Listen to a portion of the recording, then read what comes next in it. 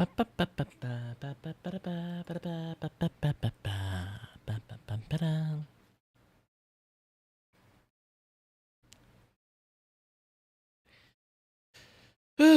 think I touched too much grass and now I hurt my back. Gosh dang it.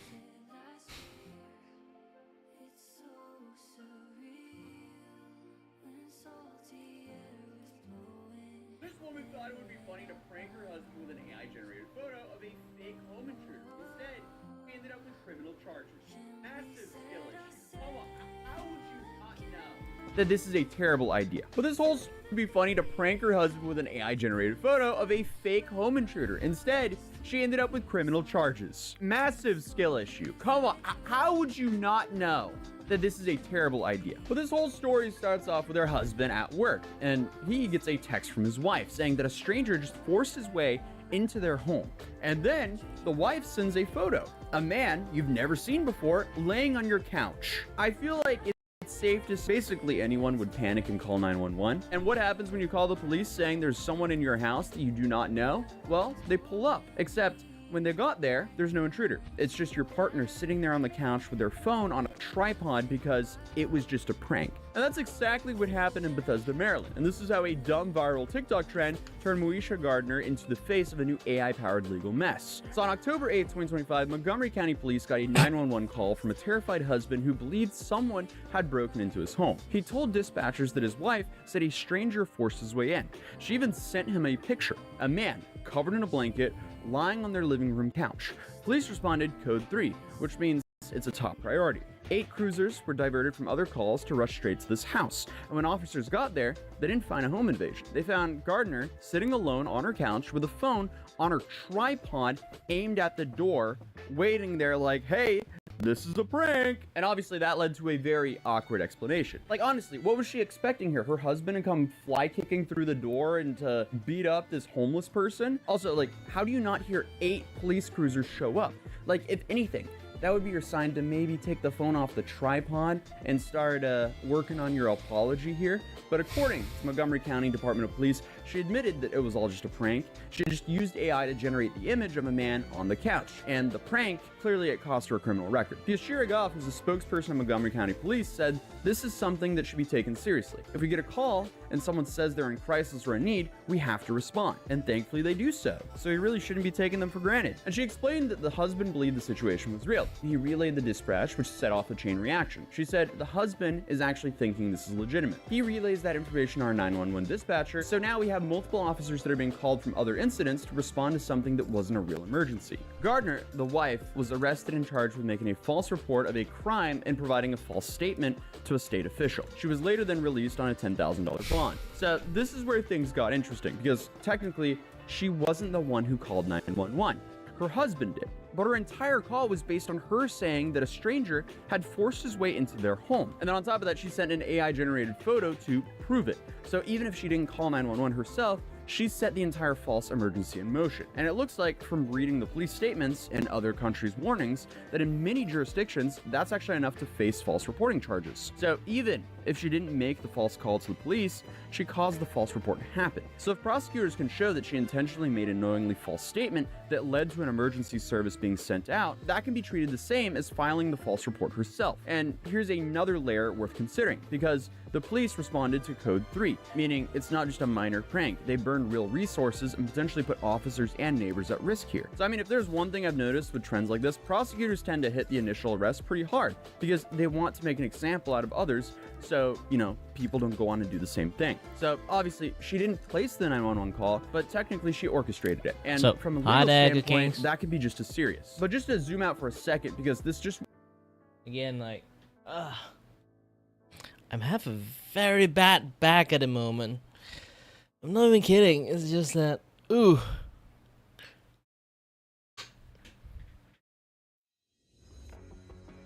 I think I touched grass too much yesterday. I have now I have like severe back pain.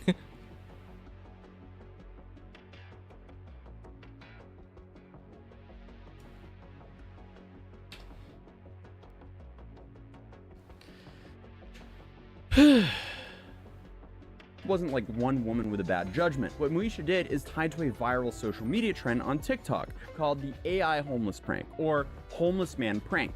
And lately, I've been covering a lot of these stories involving fake AI doctors, AI catfishers, essentially all sorts of people using AI.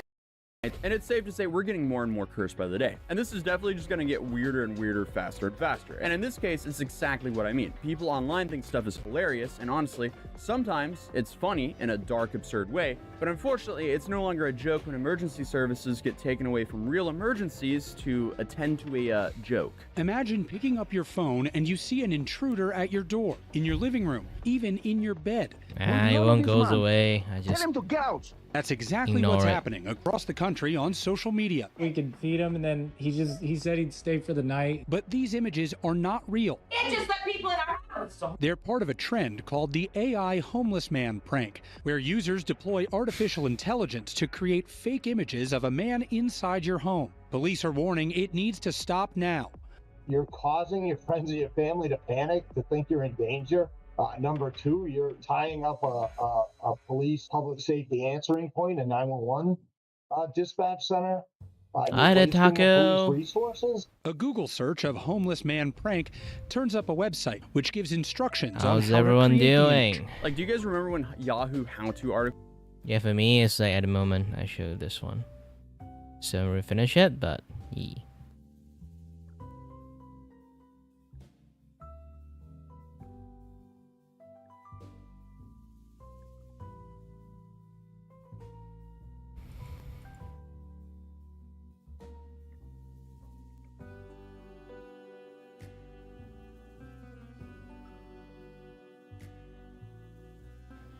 I'm still figuring out this and this frame.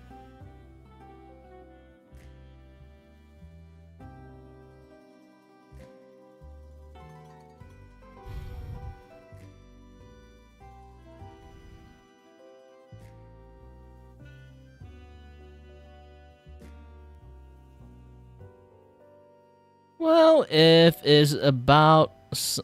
some of it is my art, you can just let me know which one is gone. I can just send back to you.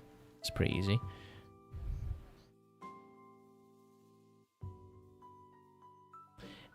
And you can also do something else. Have you tried to use the recovery?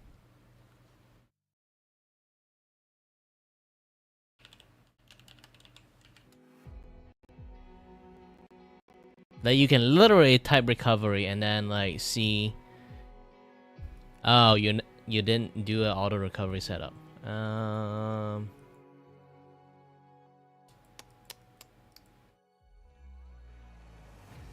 Is this still in the trash can? Definitely not still in the trash can. That would be hilarious.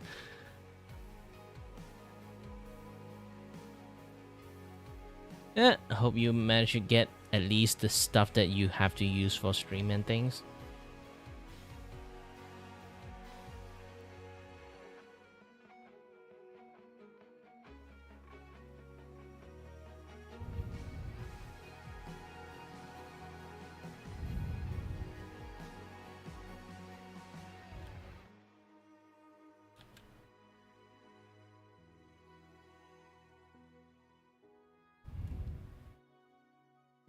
Regen stuff, you definitely can just log back in and then just get it back. But if it's some like artwork that, you know, your friend like send it to you non-VGen, non-via VGen, it's going to hurt a little bit.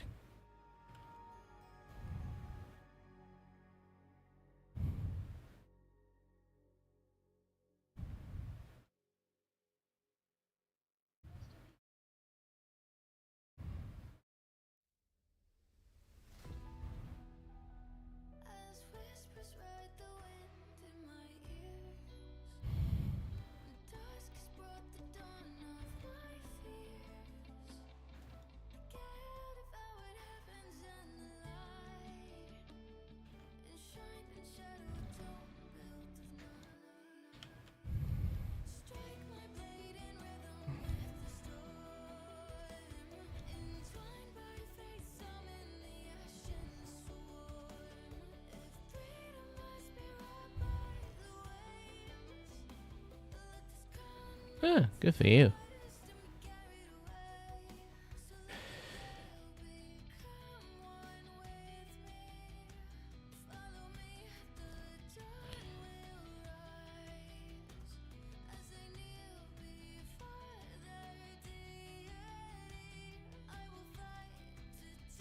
Yeah, if I sound tired, don't pay too much attention to it. It's just that, you know, the problem is started with a word called scoliosis. And try to do a lot of physiotherapy exercise to relieve the pain a little bit. Like the past few days I have a pretty bad eyesight due to like, you know, my vertigo issues. So I decided to touch grass yesterday and not stream anything. And I hurt my back. Again. Yes, this is not first time. This is the second time now this year. I'm really getting old.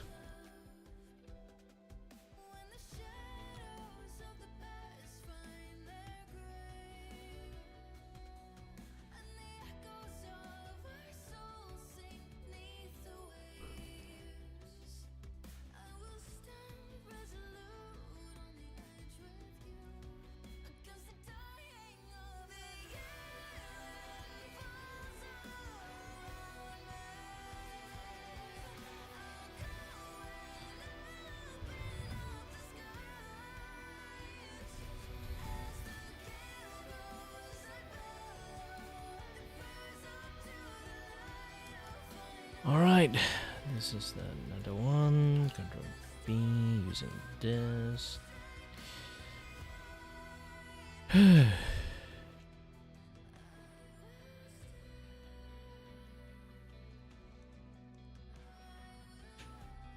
I do have to like finish like quite a few things. Did some correction in this, and I have to finish this illustrations. Technically I should finish this thing today. Because, yeah, it's been a while. I have to finish this thing.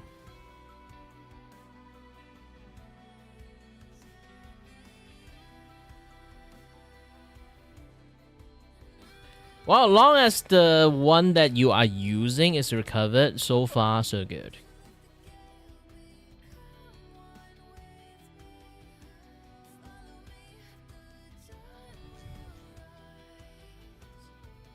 That is the main thing. That as long as those things are fine, yeah, you're good.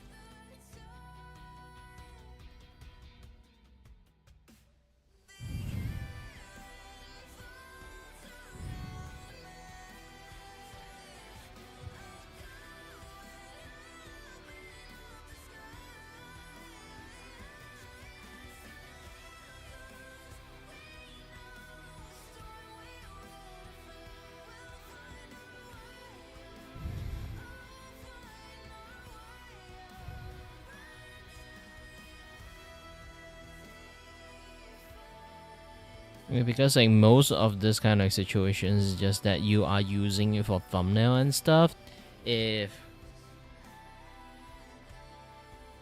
you are like avidly using them, then you know which is what is missing.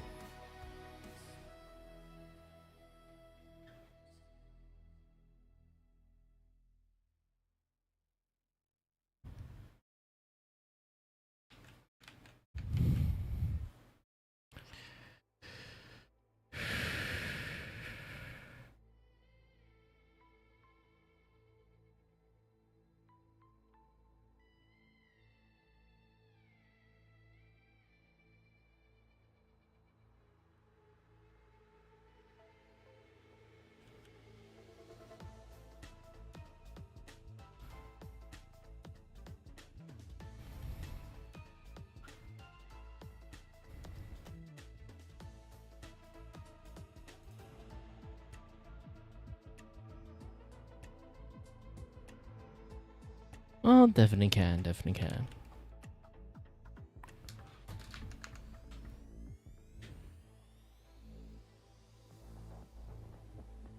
What was I again? Ah, yes, watching stupid people. Articles would show up step by step how to tie your shoes or basic stuff like that.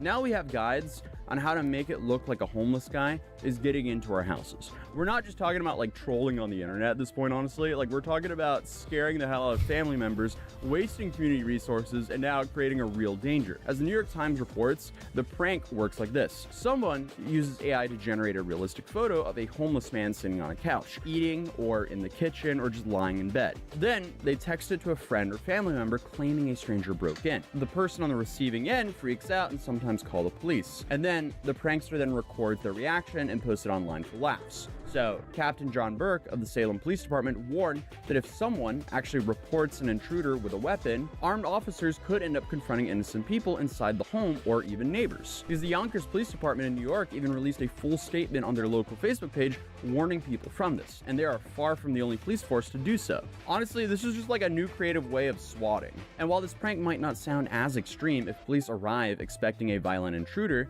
and make a split-second decision, things can obviously escalate very quickly. Officials in Massachusetts, Michigan, New York, and Wisconsin have all warned people who pull stunts like this could face serious criminal charges. And this includes jail time or hefty fines. And this trend blew up because it's easy to do. Anyone with basic AI knowledge can whip something like this up. And honestly, it's the kind of prank that at the surface level feels harmless to the person at least making it. They're thinking, oh, it's just a joke. No one actually is going to get hurt here. But if you don't immediately say, hey, no, I'm joking, this is AI, the person you're pranking could easily call 911, and there you have the situation. I've also seen versions of this too where people are sending their partners videos of AI people in their house flirting with them. So if this trend doesn't get you arrested, Well, good for you. it could very well get you divorced.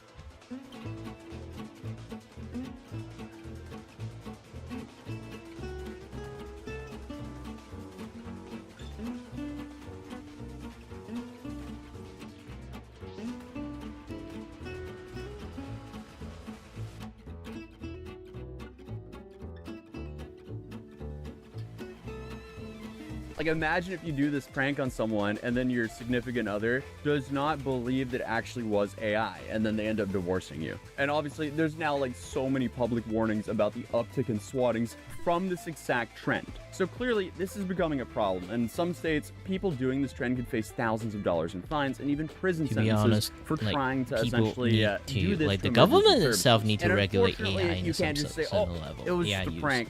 I'm sorry about that, guys, and walk away, because unfortunately, it doesn't work like that. Because It's Malaysia Gardner, too she found that available, out the hard you way. know, Her for husband idiots. panicked, the police showed up, and now she's getting criminal charges. And to think this was all for a TikTok trend. Oh boy. But Gardner was just released on bond, and she's currently awaiting the legal process. If convicted, she could be facing some serious penalties under Maryland law. And even if she avoids jail, the arrest and charges are already public, so this definitely will impact her life. But other than that, I'll see you guys in the next video. Peace.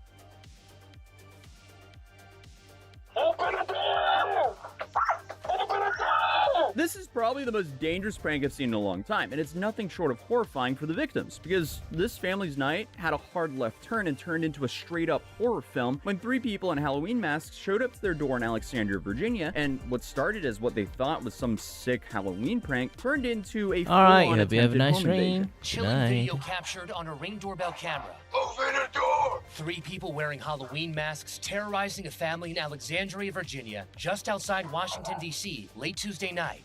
Worst nightmare. The 3 apparently laughing at first, but their actions quickly becoming more sinister. From pulling on the front door Open the door!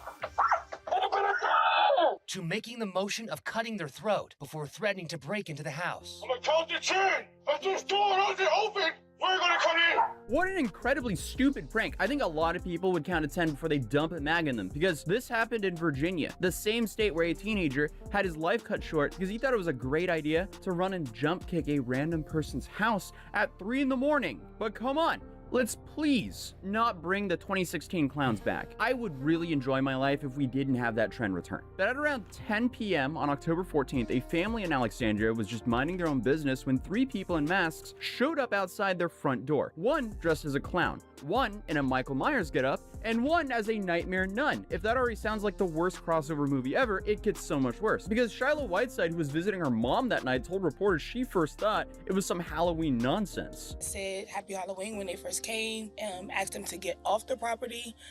When they didn't, that's when I realized it wasn't a joke anymore. Our ABC affiliate WJLA speaking with Shayla, one of those family members inside. She says the 3 never got into the house. Wow, yeah, they sure are given a lot of justification for a homeowner to actually defend that house here. But the suspects allegedly opened the porch door and threatened to break in. Charlotte told Fox that her heart dropped when they said they were going to grab a chair and break down the door. And what's even crazy is all of this went on for about 10 minutes. Meanwhile, her younger brother and their dog were inside. And police later said this was no harmless joke. This was a attempted break-in. And remember, again, this happened in Virginia. 10 minutes is a long time to be on someone's property threatening to come in. And all of this happening at the front was apparently not enough, because it gets so much worse. Because then the masked trio decided to break into their yard. And this is where things went from creepy to straight up home invasion. They tore the whole thing down. She says they made their way to the backyard, destroying her fence and the screen to the back door. They came through there, and that's how they entered to get to our door to be able to knock on the back door. Sometimes you look at all this kind of news, you would be like, this have gotta be staged. Like those kind of random AI video, or like some like those kind of like there's a lot of like slops in the internet before AI. There's like those kind of fake marriage proposals, this and that. Yeah, there's stuff like something people doing somewhere, and there's like a camera 4K capturing them live, and then they post it out as content. Like it had to be staged sometimes. But when you look at this, like people like literally seen those videos so many times. They never have it in the brain actually think this thing is a stage thing, and then they actually do it, and then they found out later, oh, those things were staged. So it's then, and when they do that pose, and then they'd be like, they already have cuff in their hand. Oh, those things were staged, not real. Man, I thought I did it to them. They would just post it in the internet. Man, those idiot, those motherfuckers are just idiot. This heinous before, and that's why it's so concerning. Police in Alexandria now investigating, the chief calling this video very alarming. But we're going to take every step, once we identify them, to prosecute them to the fullest extent of the law. Investigators say what may be seen as a prank days before Halloween is no joke. Going around to their backyard, destroying property, and transitions from a prank to a criminal offense, and we take these incidents seriously. According to Shiloh, they tore down part of the fence and ripped the screen door in the backyard to get get closer to the back entrance. Yeah, that doesn't come across as a prank anymore. They physically damage property and try to surround the house. At that point, it doesn't matter if they thought they were being funny or not. The second you start breaking things and moving towards the back door, like, come on, there's a huge difference between a dumb Halloween prank and a literal home invasion. And this one was way past the line, because opening the back porch door, that's trespassing. Banging on the door and threatening to break in, that's a threat. Making throat-slitting gestures, that's definitely a threat. And the Alexandria police chief, Tariq McGuire, said they began to make threatening and alarming comments to the family. Specifically, they said, if you do not come out, we will come in,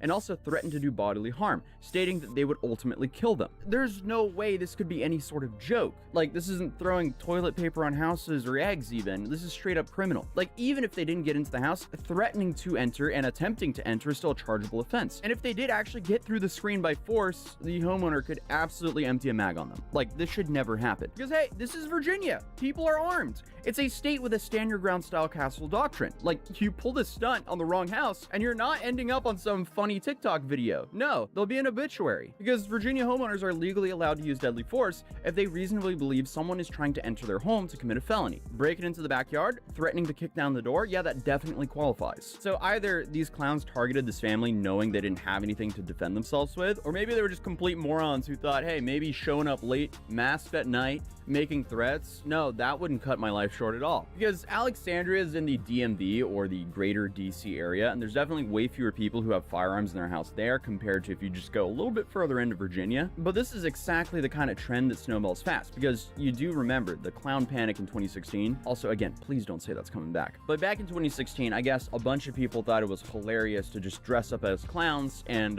terrorize people for either for social media content or just for the love of the game, I guess. Things got so bad that you apparently had evil clown experts giving advice on news networks about how to interact with these evil clowns. Like, you have Benjamin Radford, who wrote a whole book on this, and he said this stuff has been happening since the 80s. So clown panics are just a thing that happens, I guess, once in a while. So hey, I guess 2025 hasn't been cursed enough, so now it might as well just be a clown year as well. That's awesome, guys. But Radford also explained at the time there were two kinds of clown incidents. You had the stalker clowns, who are actual people who dress up and scare and harass others, and then phantom clowns, on the other hand, are apparently reported sightings that spread quickly through fear and social media. And honestly, this kind of seems like a mix of both. Stalking clown that I'm really worried is going to lead to phantom sightings. And 2016 was a mix of both, because people claimed to see clowns near schools, in the woods, in parking lots. People fired guns into trees. This is why there's so many people just want to like shorten their lives so much to the point that it's just stupid.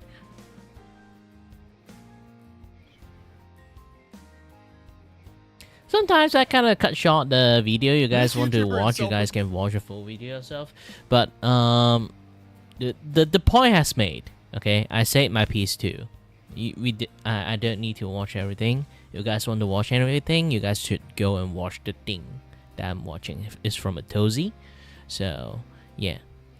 Claimed beauty influencer is currently on the run from the Kuwaiti Attorney General for fraud and could be facing up to 7 years in prison over in Kuwait. Her name is Chantel Serold, better known as Foodie Beauty, and to put it lightly, she runs quite the questionable channel in a fascinating part of the internet. Now, under the desk is really horrible.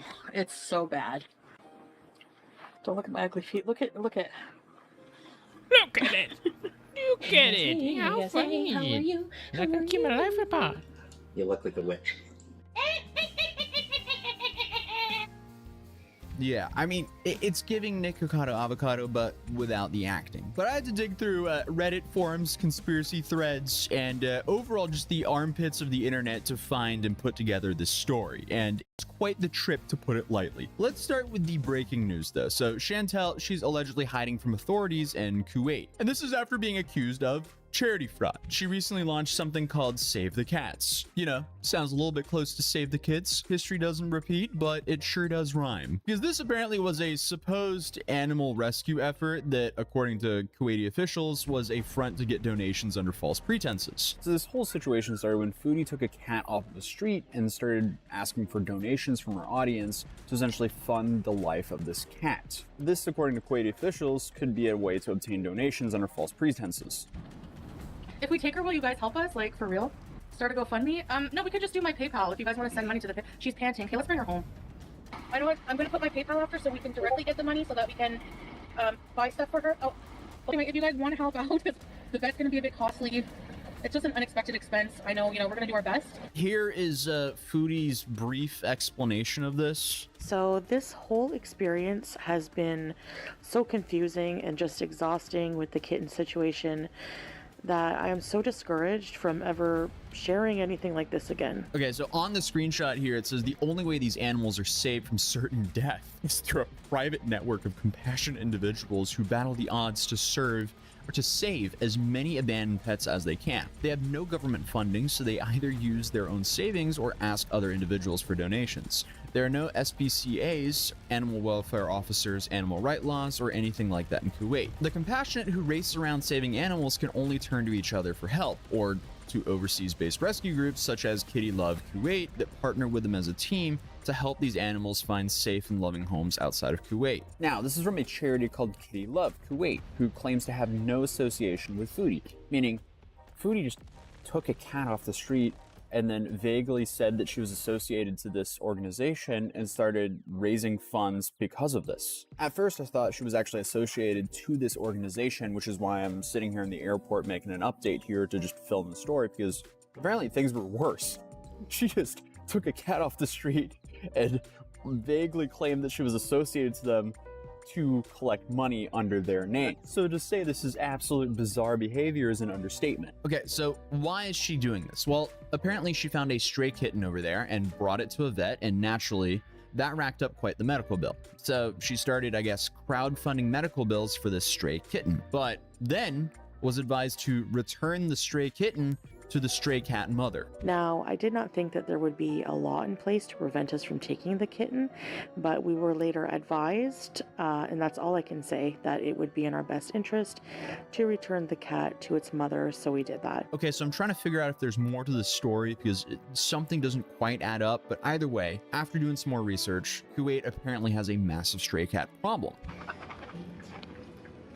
We're being followed by an army of cats in Kuwait City on the beautiful coast. So essentially what Chantel was saying earlier is true, that they don't really have cat shelters in Kuwait, not at least to the same extent of what they have in the US and Canada. But also looking at the massive problem over there, there's nothing that she can really do in the grand scheme of things to help the stray cat problem. So, I mean, what she's essentially doing with the funds from her audience is pulling up with a teaspoon with the goal of digging a whole quarry. And I feel like she's actually not being that transparent about that either in her fundraising efforts. Like, I get her intentions might have been good with this, but a lot of people online are saying that she's committing fraud. And that might add up when you look at her past that we'll get into later on this video. But I guess a lot of people online calling you out for doing fraud, that's one thing. But when the Kuwaiti government is calling it fraud, that changes everything. What makes this even more absurd is just a few years ago, she's already drawn attention for reportedly abandoning her cats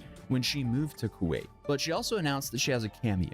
And through this cameo, we found out something quite fascinating. Get a cameo from me today and don't delay. I can sing happy birthday or tell me what you want. I'm like Burger King, you can have it your way. Cameos make great gifts and you can keep them forever and ever. Bye.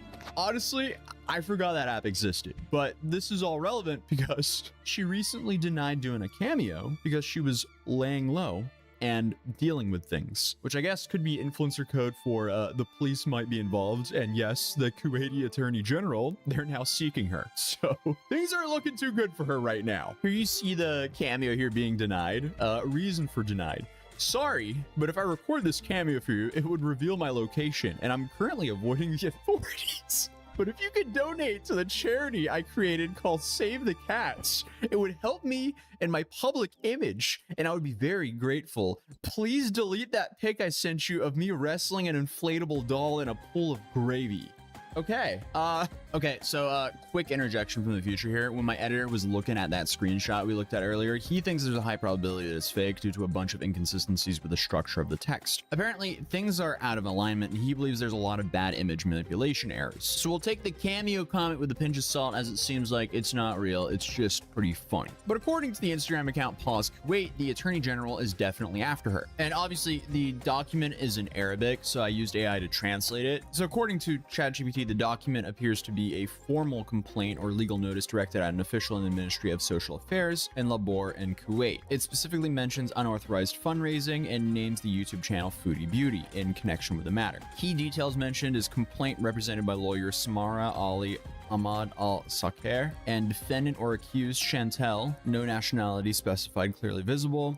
Complaint focuses on activities related to animal welfare and rescue, specifically referencing the incident dated 2025-5/30. I guess that's how they shuffle their dates over there, but regarding pause protecting animal welfare, society in Kuwait. It states the accused used social media, specifically the YouTube account named Foodie Beauty, to solicit unauthorized donations, and it alleges that the raised funds may have not been properly accounted for, and the accused is alleged to have misrepresented their actions, causing harm to the complaint and animal welfare organizations. And to make things worse for her, Kuwait apparently imposed a ban on all donations by individuals and entities. So either way, her doing all of this in Kuwait was apparently a terrible idea. Why Kuwait though? That's where things get weirder. Fair warning, everything about this can be described as quite odd. Chantel, she rose to, I guess, minor YouTube fame through mukbangs, eating huge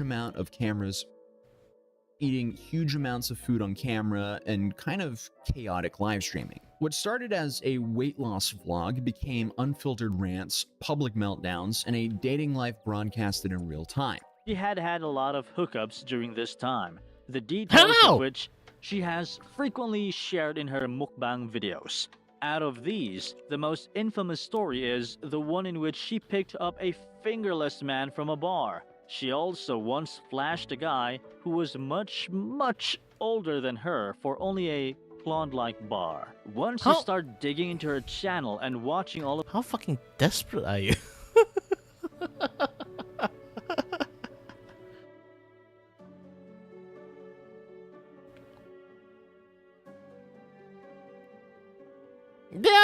I will say, like, yeah, there's no harm of, like, chubby girls, but this is not chubby, okay?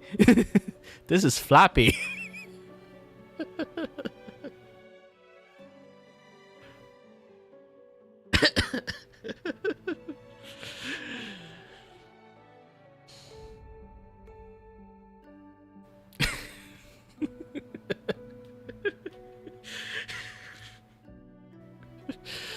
of her mukbang videos, you'll witness her talking about more similarly absurd experiences she had had.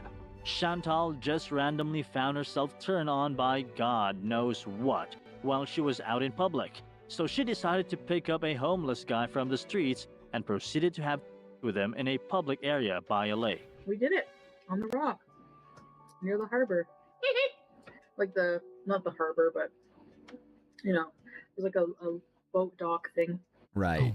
Oh my gosh, you see, this is why I described her earlier as a questionable channel and a fascinating part of the internet, because, putting it lightly, her decision making is quite questionable. I feel like a lot of Nikocado viewers ended up here for some reason. That reason is honestly kind of obvious, though. I mean, it seems like that type of audience, they love people eating absurd amounts of food and doing extremely questionable things. If you want to hear someone talk about being addicted to men while eating a dumpster truck amount of food, this is the channel for you, or was the channel for you, because now she's in hiding. So who knows when you'll get this content back. Now, about that move to Kuwait. 2 years ago, Chantal, she vanished from Canada and resurfaced in Kuwait, saying that she married a man named Salah. Chantal is announcing that she will now try to be more reserved and dress more conservatively since she's seeing a Muslim man now. She basically shook the entire YouTube when she posted a video titled, "My First Hijab." She started the video by saying salam to the viewers, and then she went on about how she's now a more humble person. Talk about a fucking 180. But red...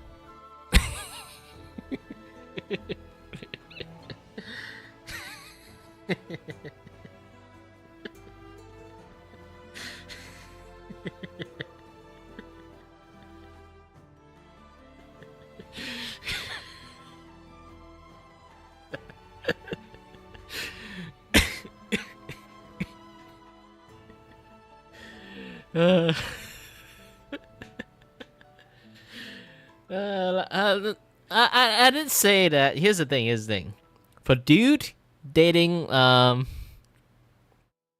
you know, it's like Malaysia have this issues. Is basically like you will always see people that is like almost pure blood everywhere. When I say pure blood, I'm not mean in the racist way. It's more like, you know, you see like, oh, this is Malaysians, but you can definitely see, oh, this is Malaysian Chinese, oh, this is Malaysian India, this is Malaysian Malay, this is Malaysian Native, this is Malaysian Kelantan, this is Malaysian. you can spot them like very easily. One of the main thing, we are not that mixed blood to a point that you can't like notice at all. Like you go to Indonesia, you might not notice too much. If you go to Brunei, actually Brunei have a lot of like Western like mix in there. So like it's some have blue eyes actually. Yeah, generally like you will see like everyone is everywhere, but we kind of like keep a lot of things in separate. It's like, okay, we Malaysian Chinese still end up dating Malaysian Chinese, or maybe like Indian or any other people except for Malay. Malay is kind of like the isolated places. It's because when you married a Islam persons, that you have to convert. So for girls, it's much more easier. You wear hijab, done. And obviously you have to follow the Muslim rule and everything. But for dude, yeah, like I think Jewish people is kind of fine with it, but for a lot of people on the Western side, is also kind of fine with it. But for Asian people, it's a much more different thing. You need to get your foreskin chopped off due to the you know, their requirement for men's if you convert into you know, Muslim. So just the fact of that thing, that your PP have to be touched, that turn into issues that not a lot of people want to want to like convert that way. So we end up like have a very like separate thing going on there. Like obviously there are men does that too. They are like mix, you know, male female like mixed up in that too at the end, but not a lot, to be honest. Generally not a lot. And the funny ass shit is, especially Chinese people, we have like a culture of eating pork. So, you know, like bacon, pork, this and that stuff. So it become an issue when you become a Muslim. You have to completely abstain for that thing.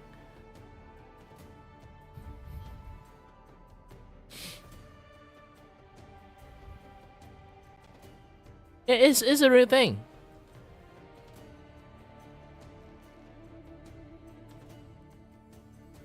This is why I say we are not exactly racist at all in Malaysians, but we kind of religionsist. Different culture, different thing, but we still manage to live together, which is a miracle itself. Reddit sleuths, they suspect this wasn't just for love. It may have actually been an escape plan. She had mounting debt. My first hijab. She started the video by saying salam to the viewers, and then she went on about how she's now a more humble person. It's not that you want to become a humble person, you need to become a humble person. If you really convert, that you really have to become a humble person. That's the thing. Reddit sleuths, they suspect this wasn't just for love. It may have actually been an escape plan. She had mounting debt, angry ex-fans, and a long history of just insane behavior online. So she did what a lot of YouTubers and live streamers do when their back is against the wall. They move out of the country and just completely rebrand. Kuwait, where I guess she rebranded as a modest wife and a hijab, offered a clean slate, or so she thought. Then came the Save the Cats campaign. Here she started posting about rescuing strays, sharing donation links, and positioning herself as a feline Mother Teresa. But when authorities began looking into the money and where it was actually going, she went silent. And by silent, I mean she started making these weird videos where if you don't donate to Save the Cats, they will all die.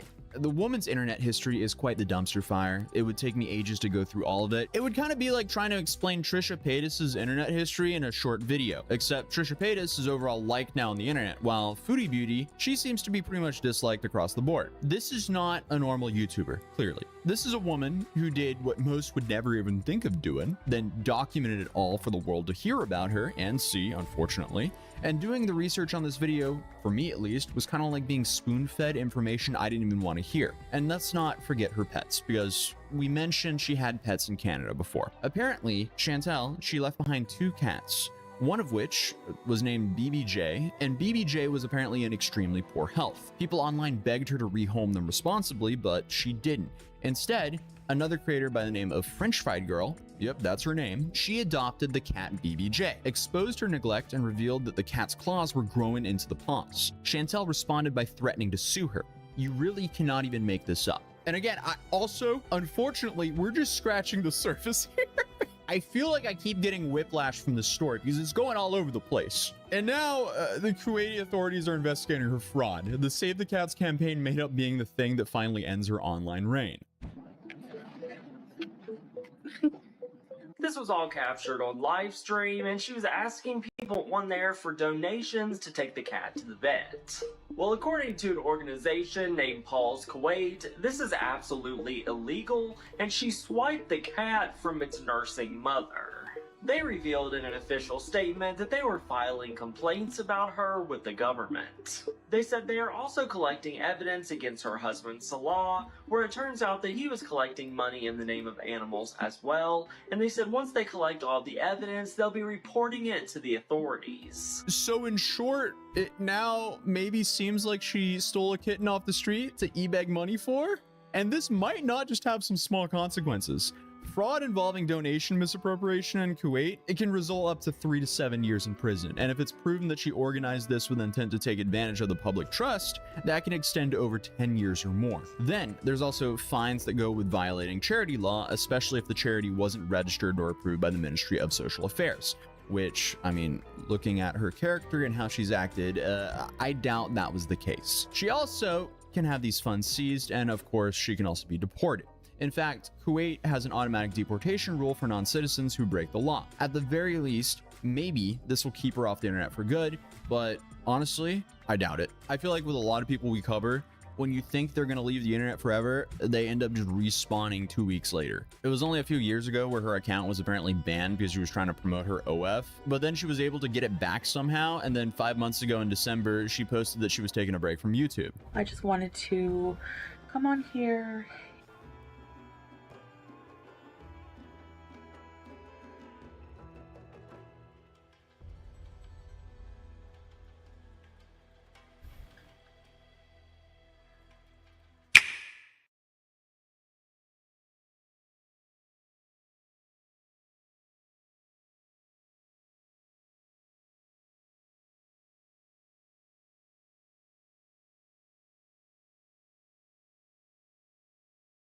Only fan. Seriously.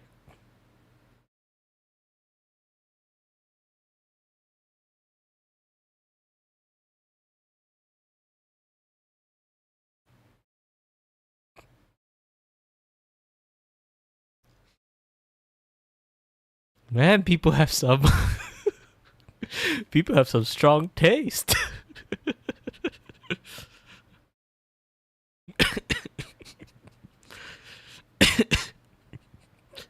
Like the words say that man will do anything with a hole. It might be true.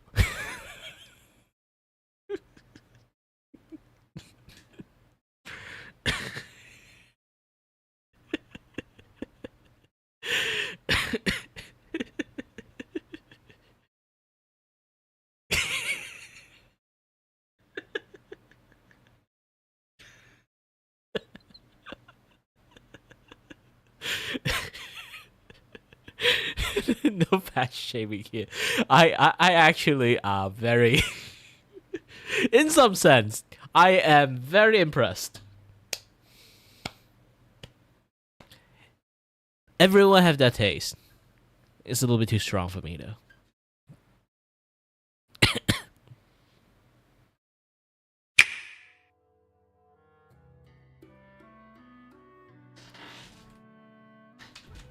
And most people already seen me. Like, if my size considered fat, like that is uber fat, you know. In my place.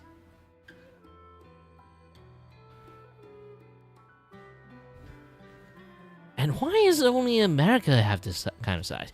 I seen this kind of size in few places, in my place too, but it's not like a lot. And let you know that I have decided to take a break from the YouTube streets. So, from social media. So that means that I will not be posting anywhere. But then 6 days later, she posted again. So who knows? She might actually be off the YouTuber streets this time. If convicted of charity fraud in Kuwait, though, she could be facing fines, prison time, and then deportation. So yeah, she hasn't posted her exact location. I don't know why she's fleeing from the police and hiding at the same time. I mean, I feel like that would just add to the sentence. But clearly, she has a past of doing questionable decision making. So are we really surprised? No, I am not. But it seems like things are really falling apart for her this time, especially with the Kuwaiti Attorney General knocking at the door. This isn't really just internet drama anymore for her. It's now a real-life legal situation with fraud charges, criminal investigations, and possibly prison time. So I guess this is just another episode of Influencer Finds Out Actions Have Consequences. This time abroad. If you're new here, feel free to subscribe to the channel on YouTube. Thinks you'll enjoy this video right here. So I would definitely recommend checking it out because it's a pretty good video. But hey, I mean, other than that, I'll see you guys in the next video.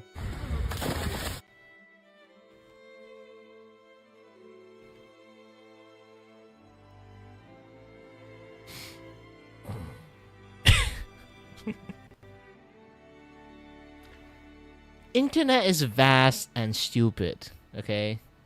This is why I love to watch Itozy stuff. You understand how idiotic the entire fucking world is right now, okay? Ooh, this one. 1 hour straight of compilation of cartoon court case, Neither okay? of them. Oh, Steve from Blue's Clues is out. Judge Buzzard springs into action. And it's on. You know what? Since it's like Penguin Zero, let's upsize the televisions, okay?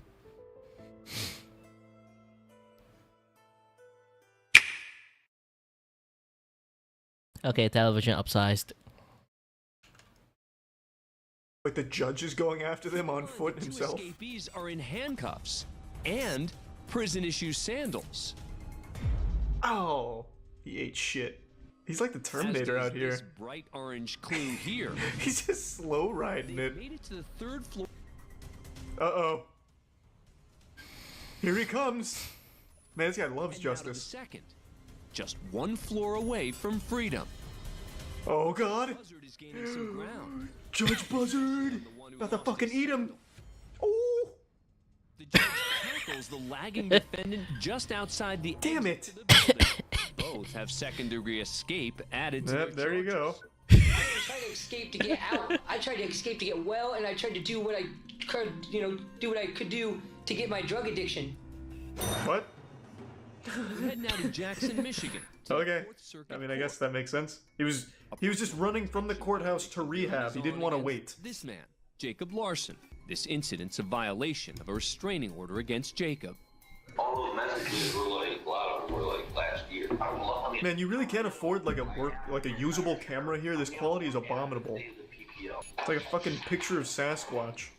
4 months earlier. Yeah, I know, but it's like this, like, fatal attrition. Are there Well, they even want to people here? This is save just like like a video the game glitch. Like they don't have money to buy storage data, so they kind of like have like shitty quality for that reasons.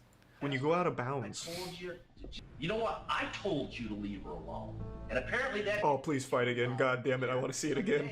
You're going to jail for You and her are all. You know what? You got a bad attitude. You had a bad attitude last time you were in court. Okay? You and her are buddy. Y'all get along. He's probably fucking your girl. What do you think about that? County jail. You want to go for a year? Try it right now. Do it. He's bluffing. He doesn't have the power. Over Facebook. You're going to jail for a year in the county. 365 days county jail. You can't do it. What do you mean? It's crazy how many people say you can't do that.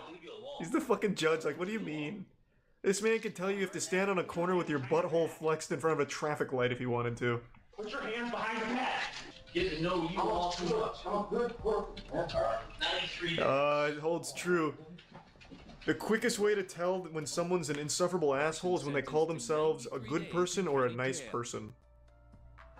That's how you immediately know that you will never like that person, and they certainly are not good or nice. As he pulls out what appears to be... He's going in! No one seems to notice until... He's making a statement. He lights up. And this time it's noticed immediately.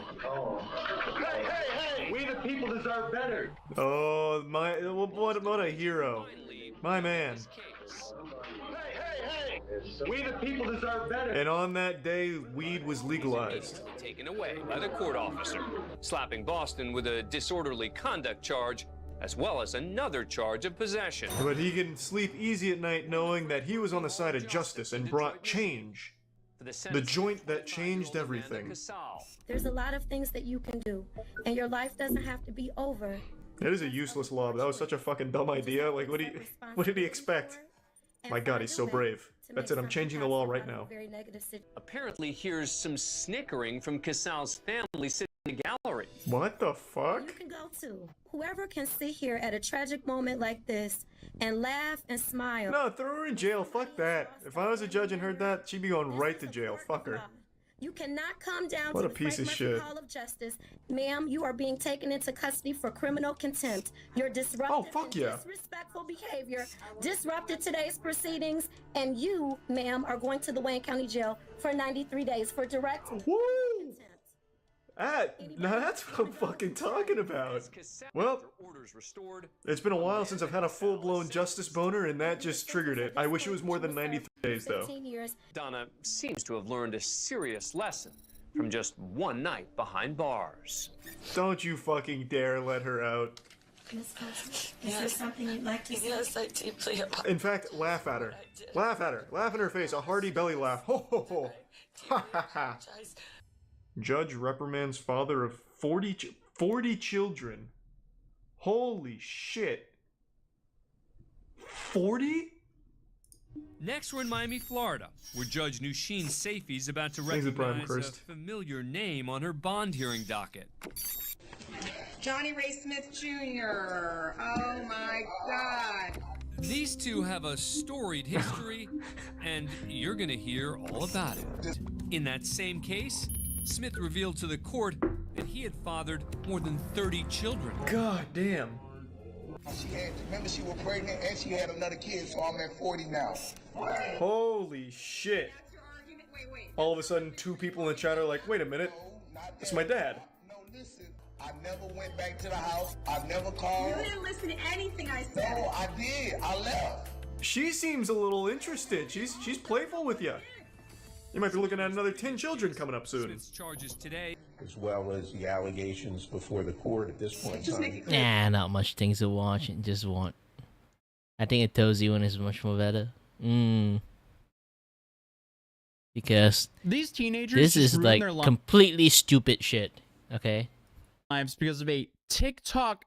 These teenagers just ruin their lives because of a TikTok prank at their university. Well, what was the prank? Allegedly, they ran into the cafeteria pretending to hold a gun and started yelling threats and commands. There's no words for how stupid that is. Like, they straight up did a school prank and then blamed it on a TikTok trend. I've covered a lot of stupid trends throughout my years of doing this, but that might be the dumbest thing I've covered in a very long time. Two UConn students allegedly implied they had a gun at a dining hall. Now, UConn says both students were arrested yesterday, saying they were recreating a viral TikTok video. NBC Connecticut's Melissa Cooney joins us live in stores with student reaction and more. Melissa? I'm always thinking about this. I might actually have to start streaming TikTok. Why are there so many people watching TikTok at this point? Like, I understand like almost like 70% of viewer in Twitch is bot. In YouTube, YouTube is a little bit too big for me to be in there, sadly. Like, it's really hard to establish a ground in there. So if I really need to become a content creator, I think I need to go to TikTok. But every single time I watch a Tozy video, I'll be like, oh shit, TikTok again. I feel like, should I stay in there or what? I do think like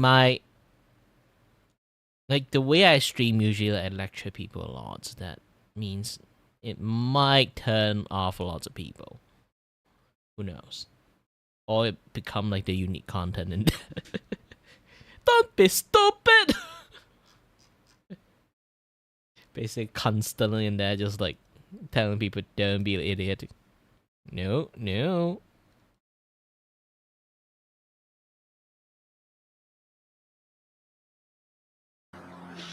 That's right, Kevin. Police say the students were arrested on charges of conspiracy to commit a threatening act and breach of peace. We spoke with other students here on campus say that this was concerning to experience and to hear about.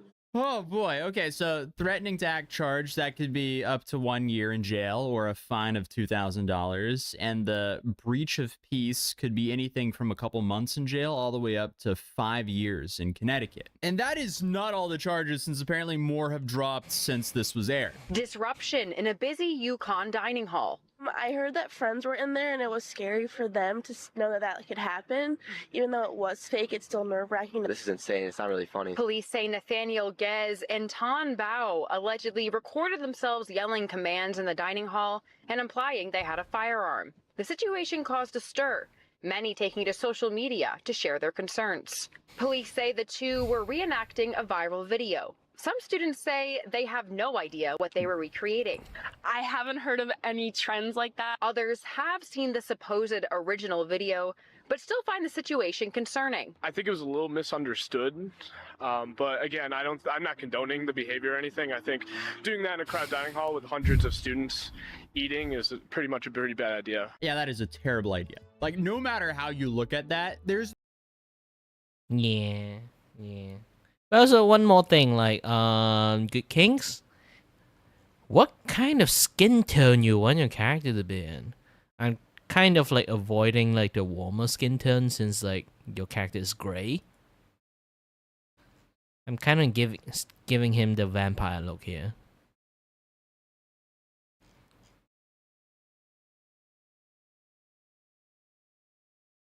Do you want me to stick with the gray or add a little bit warmer tone into it? Like orange-ish or reddish.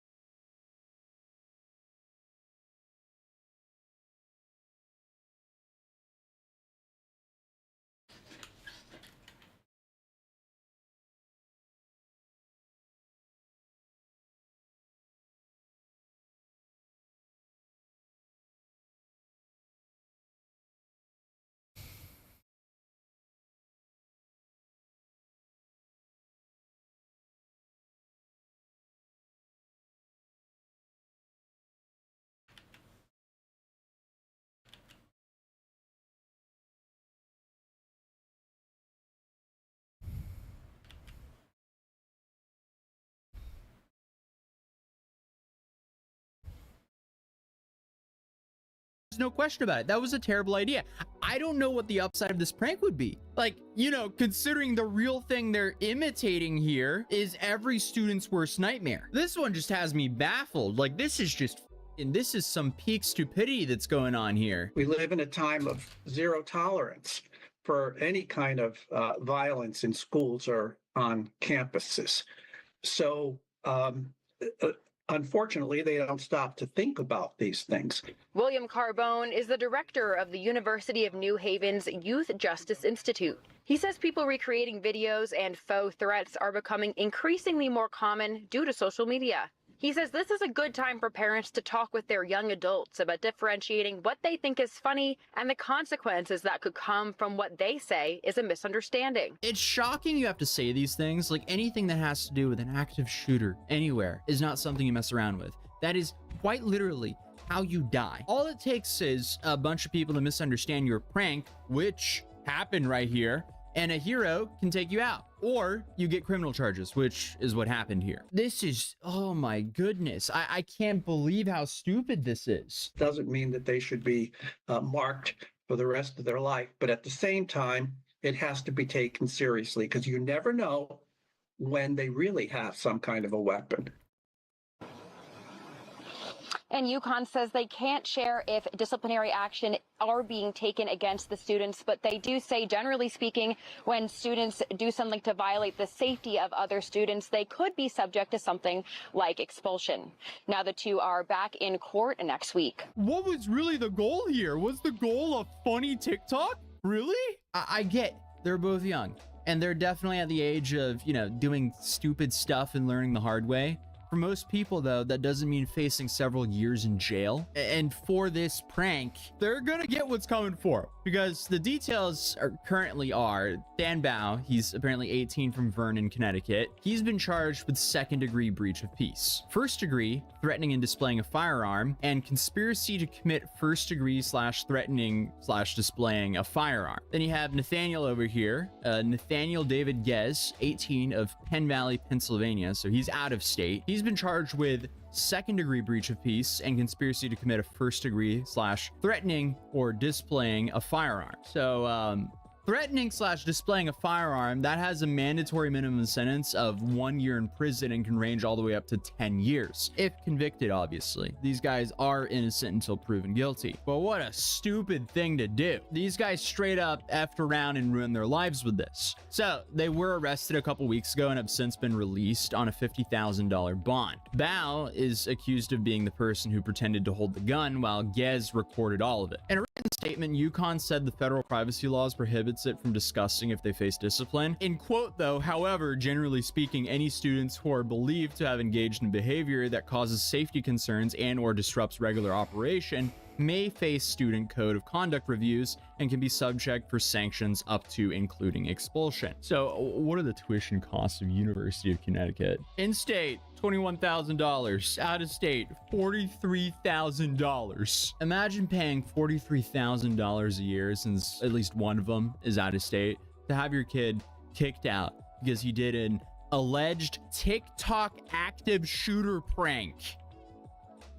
I feel so bad for their parents. If their parents weren't paying for their college and they were getting loans for this and then they got expelled, that's on them. Or if they got a scholarship for this and then got expelled.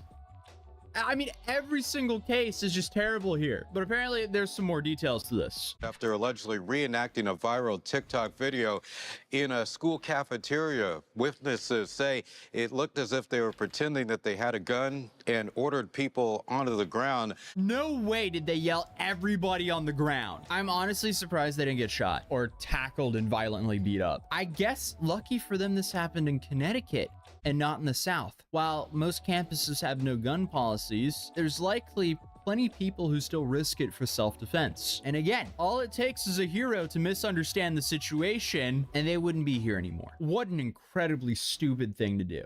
Good morning, Keith, and things are much calmer this morning than they were last night. Students that we spoke with describing this as a very realistic looking mock shooting that happened right on the campus in the dining hall.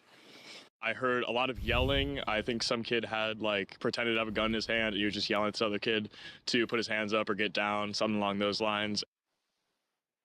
You just heard from Luke Bohan. That's a UConn freshman who is in the dining hall at the time that this all happened. Police saying that this is a viral social media trend where students reenact a shooting inside a crowded school cafeteria. Bohan describes some students, quote, shrugging it off, while others were, quote, frozen in fear. There is no way this is a new viral trend. I haven't heard of this until now. And I've been covering all TikTok stupidity since 2018. I basically have a PhD in TikTok stupidity. I actually have 1 year. I'm 1 year out. I'm 1 year away from studying this stuff to have a PhD in TikTok stupidity. Which I'll put a plaque behind me. Put one of these what are these called? The little signs here. PhD in TikTok stupidity here, and then the plaque behind there. I'm gonna print one out. Police say Tan Bao walked into the dining hall and held a cell phone in a two-handed shooter stance and then began yelling at students at their tables. And Nathaniel Gaz was recording it all on his cell phone. He was also yelling aggressively at students. Both of these students have been charged with several crimes, including a felony for threatening. Police are taking this very seriously. They've set bond at $50,000, and these two students are due in court on the 21st. Live in stores this morning, Brittany Taylor, News 8. Oh man, this generation really is cooked if they thought this was a good idea. Was the prank actually just like, haha, we didn't have a gun, you got pranked, everybody on the ground? Psych, we don't have a gun, you got pranked for TikTok. What idiots. So what a great way to just completely ruin your life for basically zero upside. This was definitely way worse than the door breaching TikTok trend that we covered earlier, where teenagers essentially replaced the ding dong ditch trend with running up and jump kicking a random person's door before running off.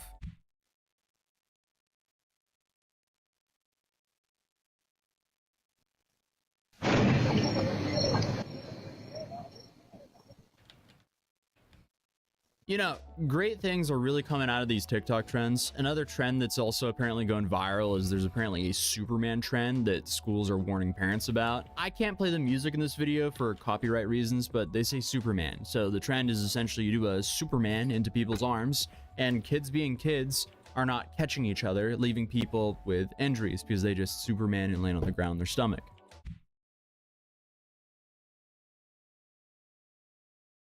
There's not a lot of examples about it, but I did see a couple news articles saying that schools are issuing warnings to parents about this. But this is harmless compared to what we just covered over here. So, safe to say running into a cafeteria, pretending to have a weapon and screaming, "Everybody on the ground," can't even be compared with that. Please don't do a stupid trend like this. Don't do any TikTok trends without thoroughly thinking through what you're actually doing here. Put in the 5 seconds of, are there criminal repercussions if I do this? That'll save you a lot. But YouTube thinks you'll enjoy this video. And hey, if you're new here, feel free to subscribe or you might not see me again. But hopefully I'll see you in the next video. Peace.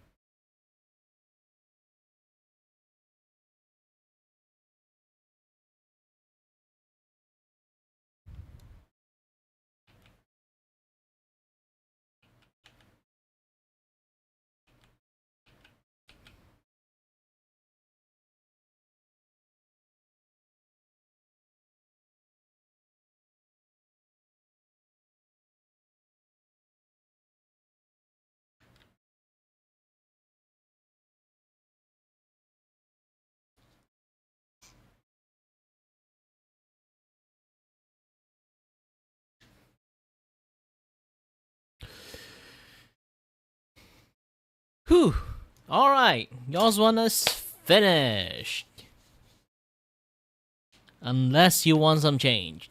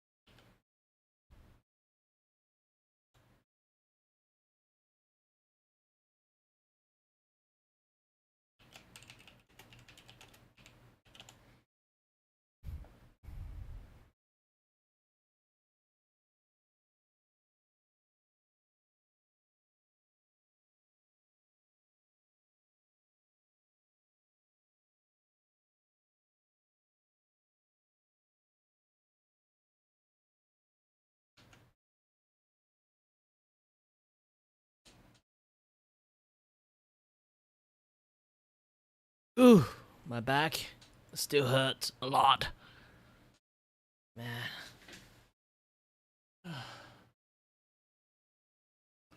I'm really getting old.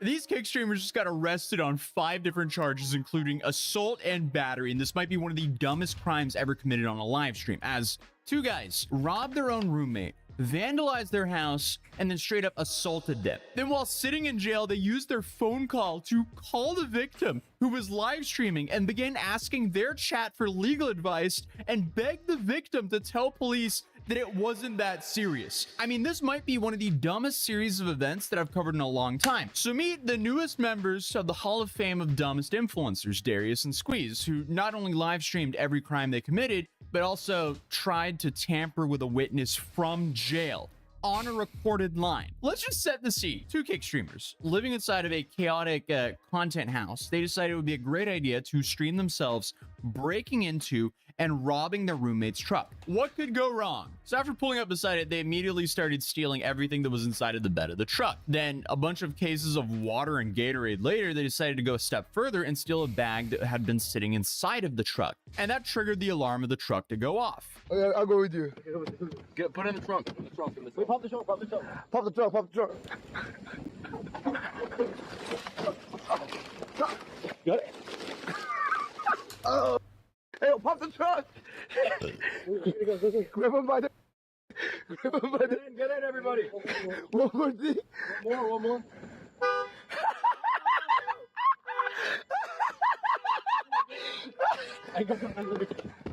Well, it is on the internet. Female crime. Always. Like, sometimes lots of people are a little bit too chronically online to do this kind of Streaming shit. is a fascinating social experiment, as it just rewards complete degeneracy. The dude is screaming that the content king is back after stealing from his friend. No disguises, no attempts to hide, just idiots snitching on themselves in 1080p. And you can tell that he thinks he's the funniest dude in the world. The whole thing plays out like they're trying to film some sort of low-budget parody of the Fast and Furious. Except the only thing that was fast about this was how quickly it turned into a police investigation. The stream had thousands of viewers, and yes, the whole thing is still online. So here's what they're currently facing. 1, burglary of a vehicle, because, you know, they literally broke into a car. 2, assault. More on that in a second. And 3, criminal mischief, because I guess 1 felony wasn't enough, not to mention all this happened in Texas, where they don't play around with stuff like that there. So now one of them is facing up to 1.5 years in jail, while the other one's facing 2.5 years in jail. But buckle up, because that's just the beginning. So the guy whose stuff got jacked, yeah, he watched the whole thing unfold live on their streams. Like, imagine opening your housemate's stream and thinking, wait a minute, they're robbing my truck? We definitely live in some interesting times with an interesting set of problems for some people. And also, guys, go to MKM stream and tell him to unlock the door for me. Dude. Let's see what these... Okay. There's a jet. It looks like they opened the back to change the tire. It looks like they started changing the tire, and they failed, and then they went inside.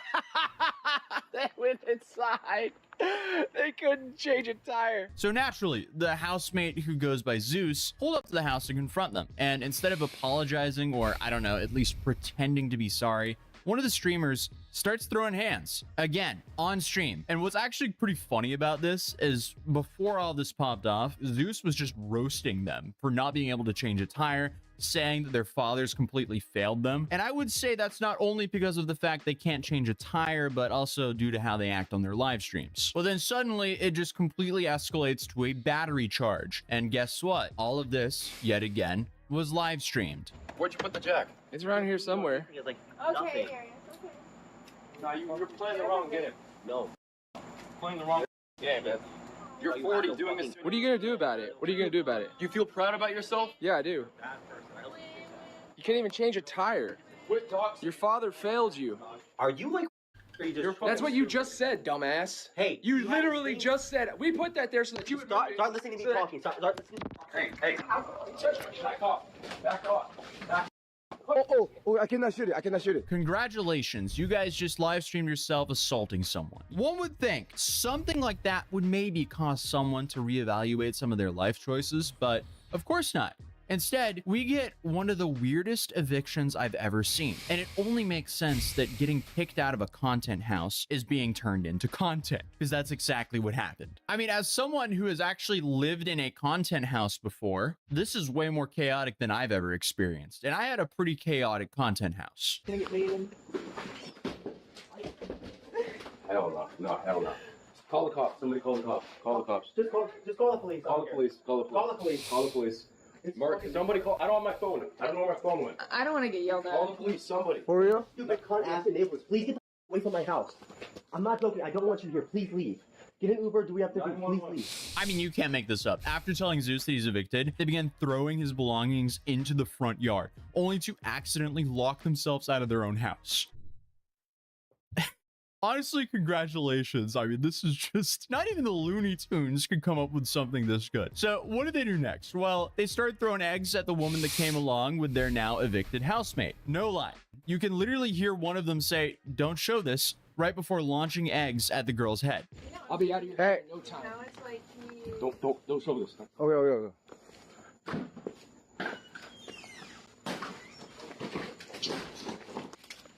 Nice. Yep. Nice. Sorry, I didn't get a message. Yeah. Leave. Yeah. So now we have, I guess, breaking into a car, theft, assault, some vandalism. I guess the eggs were the final straw because the cops showed up, the stream cuts, and our content criminals get hauled away in cuffs. Apparently, the only thing that can stop these guys from streaming are the literal police, because there was at least 2 cameras filming this entire situation from start to finish until the handcuffs came on. So now, here's where somehow the situation gets even dumber, because while in jail, Darius made a recorded phone call that he also live streamed, because why not keep broadcasting when you're facing multiple charges? I'm assuming Merc is still streaming, right? She ended, but Zeus is still alive. Okay, can somebody please communicate to Merc that she either needs to, like, let it go? Because I'm going to get a personal bond. Here's the thing. I'm watching her stream. One of the reasons she's, like, upset right now is she can't release some of the things she... I guess certain charges, like the thing that involves family, you can't, like, drop that. Yeah, well, I'm getting hit with an assault charge. And that's dependent on her if I get a bond, personal bond, so I can just go to court later. So... I will try to communicate that to her. So obviously, in the call, he's begging someone to tell the victim who he assaulted to say it wasn't serious when the cops ask. Well, she just needs to tell them that it wasn't serious when they call, because they're the caller, and I need her phone number so I can give that to them. Okay, I'll try to work on that. He's trying to get a personal bond, meaning he'd be released from jail before trial, but he also wants her number so he can give it back to law enforcement. Let me be very clear. Isn't that witness tampering? Texas Penal Code 3605 makes this very clear. If you're offering any benefit to a witness or try to influence them to withhold information, you're looking at a 3rd-degree felony. That's up to 10 years in prison and or a $10,000 fine. But wait, just like any of my videos, it always gets worse. If the crime you're tampering with is a felony, your tampering charge gets bumped up to that same level. The tampering charge is a serious charge. Congratulations, you played yourself. Same thing if you're facing burglary charges. If it's a capital felony case, it becomes 1st degree. And if I'm reading this correctly, apparently that means life in prison. Now, obviously, I don't think these guys are going to catch that punishment to the full extent, but it's still an incredibly stupid thing to do. So asking your chat to get behind you while you call the person you assaulted from jail, that's got to be one of the dumbest legal moves ever caught on stream. At one point, the guy literally asked chat if they've seen his mugshot yet. Then he tries to crowdsource legal advice like, hey chat, is witness tampering bad? Am I going to jail for that? Dude, you're not going to litigate your way out of a felony charge with pog champs and a hype train. They're saying that charge it depends on the cops. Okay, what's chat saying? It's not Merc gave information or word, it's that it's on camera. So it's no longer a he said, she said thing. Oh, are they saying, might be able to or something? Like, are they giving me like my rep or something? Imagine being in a cell and overhearing some kid saying, Thanks for the 5 gifted. Hey, chat, is witness tampering bad? Our generation is so blasted at this point. Like, it's over for us. But I guess the chat was right about one thing. There are... Yeah. Idiot being idiot. Idiot everywhere. That's the thing. That's the thing.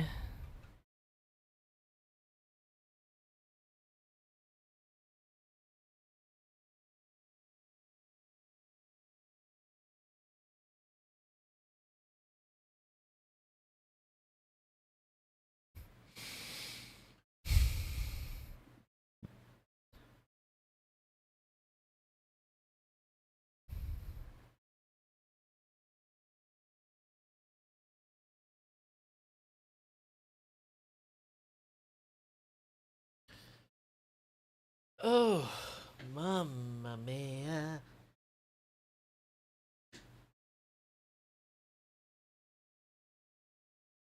Back in pain.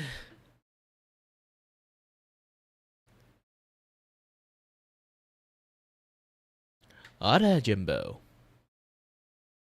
Yeah, I was watching a little bit of a YouTube dozy stuff. People being stupid.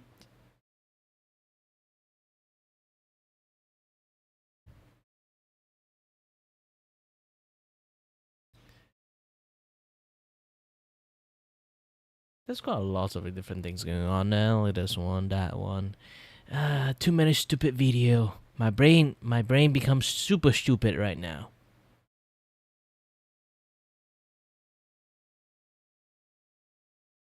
This is Julia Real, and it seems like she might have made a massive mistake because she might have lied in this TikTok, and it's now potentially ruining her life as she's been sued and being referred to as the new Jussie Smollett. So, hey, what happened? Well, a couple weeks ago, she posted this TikTok claiming that she was pushed down a staircase at a bar in Chicago by the security working there. This video has now been deleted since the bar sued her, and there's no re-uploads to the original video. Yeah, not exactly sure. This is just say like people like do lots of dumb shit, and 90% of them are like TikTokers. Weirdly, like doing some dumb challenge that either ended their life. I'm not even kidding. Or ruined their life, or they got fined. They literally like most of them are just literally like doing crime and film it and then record it and then post it on the internet. Crimes and criminal activity and video content do not fucking mix. Why do they keep doing that shit?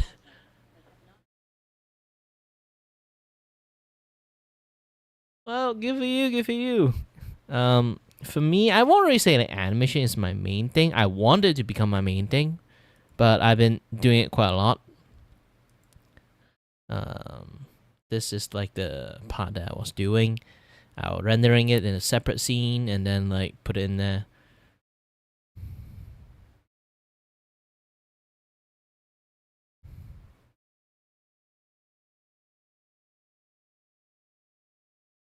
It is a lot of work, and also you know what? It's because it's a lot of work. It's very expensive. Like, just try to think about this. Like, within like, no matter how much like low budget you can try to give to people, is just it have a limit, because within like 1 second, you at least have to be in the minimum amount of drawing like eight frame in there. Depends on how you set up the video and stuff. Like generally, you're just going to draw like 1 second that have like 8 to like 9 frame in there. So it is very, very like expensive. Try to just think like you do like one drawing for 1 hour. Okay, the entire frame you somehow you manage to go full pro. You can like finish the entire frame. Including the sketch, including the liner, including coloring. Even though it's simple, you can finish it in one hours, okay?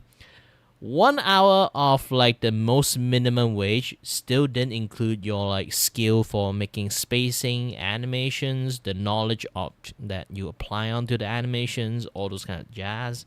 Like try to throw those things out of the window. Just calculate like $7, okay? $7 per hours. one art you spend like one page, one single frame, you spend like an hour on it. So within most basic within like a most basic one is like 1 second, you get like maybe 9 to 8 drawing in there. 9 to 8 drawing in there. Just times, I think it just like, yeah, 8 times 8. Let me pull out the gosh dang calculators. I used to be an engineer, by the way. And now I need to use calculator. I'm a failure. Okay, just make it 8 times 8. Okay.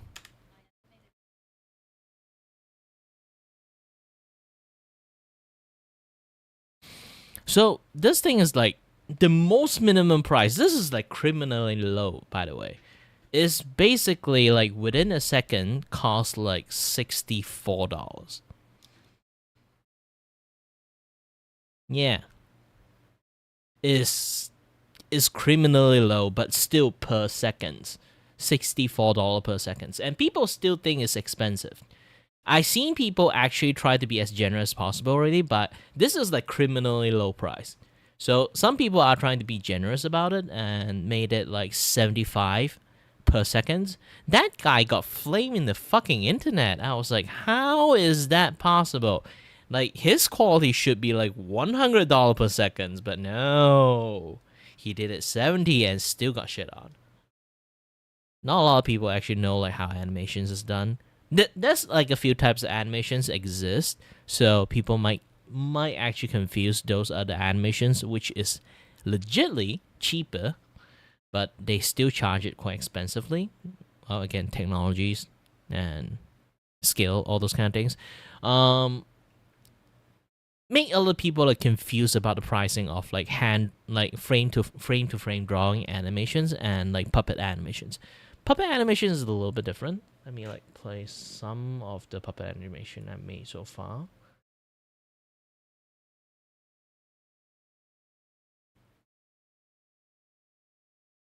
Let's see.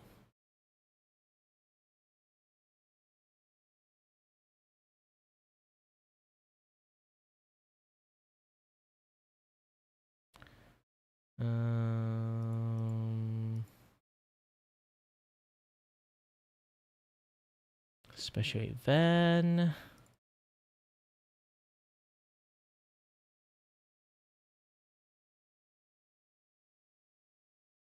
Just look at this particular one, I guess.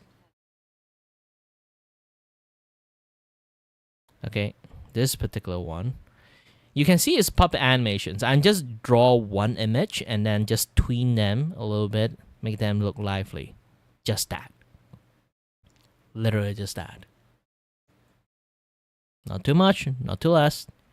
But it feels like lively animation movement, right? So this one, I can finish it in 1 day. Literally finish it in 1 day. Without any like much issues on it. This is like very simple like animations that I can create it. So this one compared to like the full on like frame to frame drawing, like this particular one, I still have two or three more frame like to draw. I think 2 frame.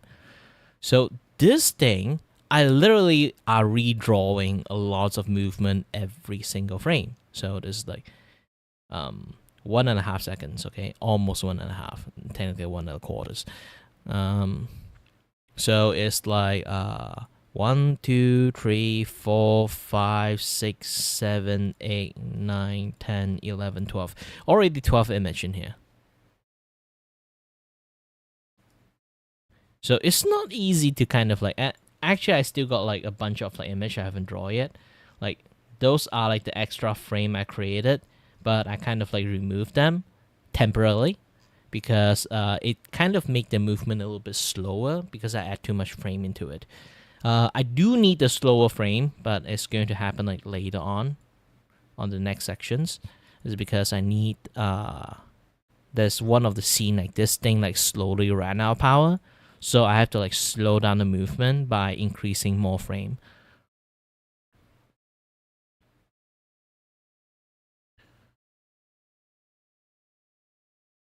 But in either way, like animation is difficult. It's a hassle. And it's supposed to be expensive. But not a lot of people can afford like animations. Because when they look at the pricing, when you look at very beautiful illustrations that cost $100, yeah, like those kind of things. Like, you think when you pay for the things, you can't really like change things willy-nilly. It kind of like lock, like you have to do like some specific thing. That's why like animation is a little bit much more harder in like pricing stuff. But still, again, like if you look at someone that, oh, I draw you a 1 second of loop animations, it costs $100, and then you look at a very, very nice, beautiful illustrations, and just one image, really dedicatedly draw one image, and they also cost like $100. You would say like this cheap ass looking animation, loop animations that only got cell shading and it's not exactly poorly drawn. It's more like simplified drawing for like, for multiple frame view. You would say like immediately the value of like the art value itself of like loop animations versus a very well drawn like art, you completely will just degrade the animation first because it looks shitty, like by the look itself, not the movement, not the fact that it is animated, the fact of the art itself. You're going to see like the animation art looks significantly shittier than the well drawn like one piece of artwork, illustration artwork. So it kind of like make a lot of like difficult situations like this, people that cannot really like understand it.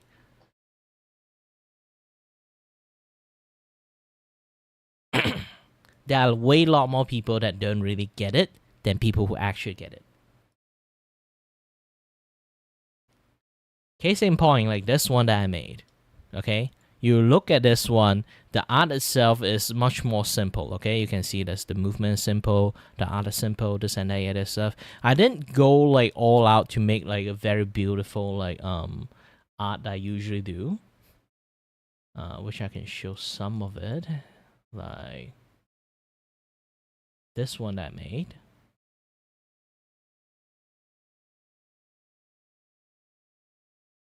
Oh.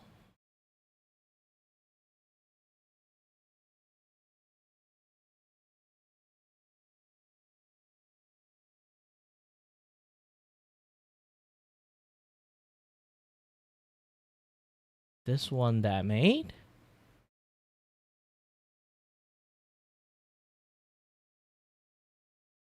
Oh, this one that I made.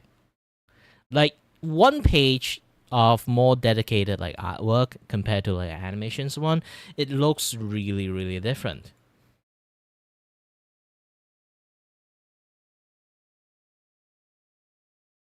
Each got their own style, but generally people don't really like this kind of style that much. If it's like, because it looks simple looking. Animations always simple looking is because we cannot draw complex stuff. Else that every single frame we draw, we have to draw all the detail in a very consistent rate. That also in the same time have to make the animation clean and smooth. So we usually simplify a lot of things when we draw animations. The more complex accessory they will have, the more simplification we need to like apply into the animations, which a lot of detail is going to lose. When they lose a lot of details, yeah, people are bound to complain because it's animations. Unless I got like a full team of people, like one guy just like dedicate his entire like project in this particular commission project is going to just do the line art, and then another one do the coloring, another one do the shading, and then another one do the direct, like instead of saying directing, it's more like I do like the ideas and stuff. My personal like skill when it comes to animations is more or less like storyboarding artist. Like I did this, like the way like why I need to go this way, why I need to do something like this, like all the how creative like how the animation is going to become. Is it going to be meme? Like what kind of things is going to be like set up, this and that yada stuff. It's more or less like I'm more specialized on those things rather than actually doing the animations. But too bad I'm just working alone, so I cannot truly like just flex that skill. I have to do lots of other things too. I do wish I have like someone that is more specialized on animations, but they need some people who do the brain of the stuff. And I can just work on that particular one. Everyone can like focus on what they're specialized on. Like I can do the keyframe posing, like or the setup, or the storyboarding, even help out like on the animation itself. But generally, when it comes to the art quality stuff, like someone who specializes on that, they can like fully focus on that one. There's a much more easy way to think like there's more differently because I come from like a 3D animations like background. I study engineering and then hop to like 3D animations to study for a degree. And then I came out from schools and stuff, university and stuff, and then I do like 2D animations. I realized that 2D animation rule and 3D animation rule is a completely different thing. Like processes wildly different. Even the job delegation is so different. You would think like they would have like one or two like similarity things. Like no, they're completely using same thing, but in a very different way.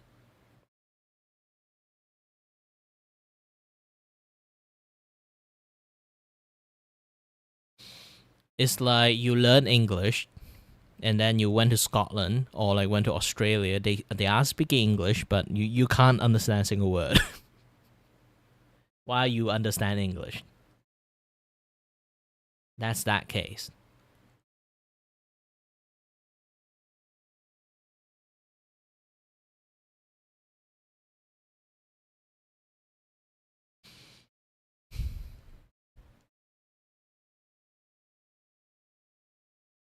Well, either way, I do have to take a break a little bit.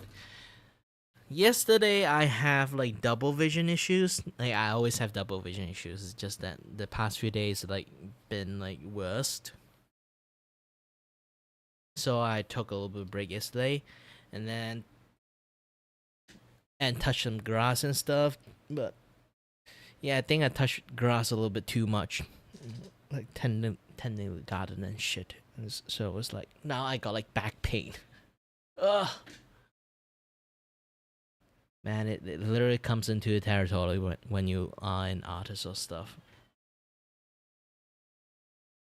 It's either you get arthritis, back pain, or like eye issues. I got like 3 of them. I don't really have arthritis, but man, my hand is like really stiff these days. It's just like really tired.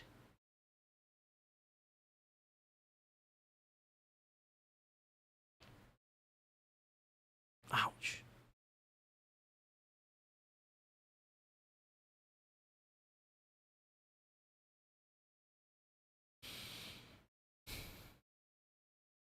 Oh yeah, I still have like one more personal project I haven't like done yet. Like this one. Oh, this one I spent so long I still haven't finished it.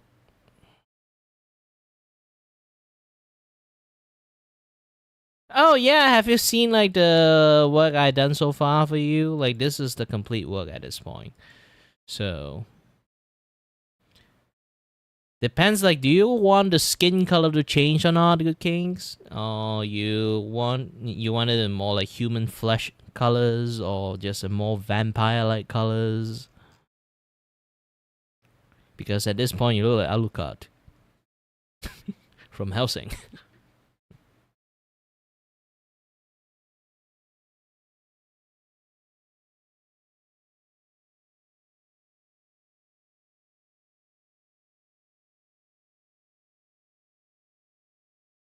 More human-looking skin. Okay, this is actually quite easily go on the way.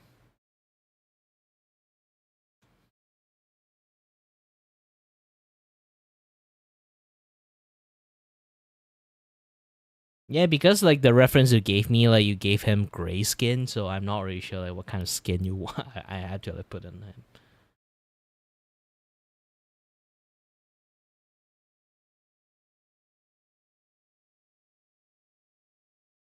But thank God this thing is like very easily fixable. Hold on.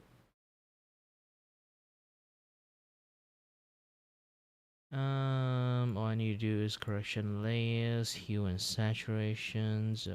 Okay, don't need to change anything first. Go to here, pin on this thing. Now I can change this to a much more. Oh, yeah.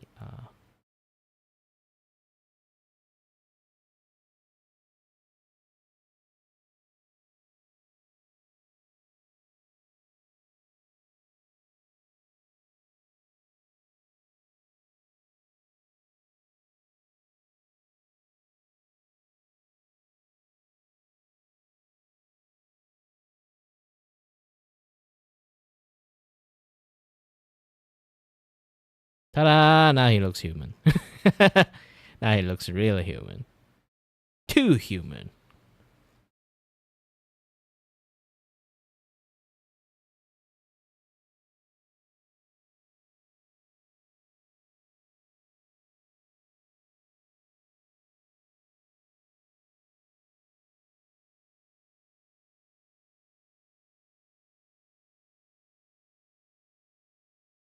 And then add a splash of pink.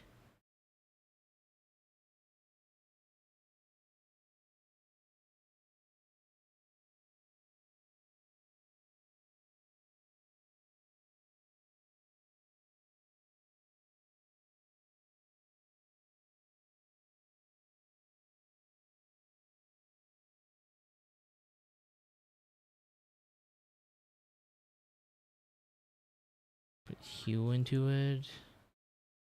And then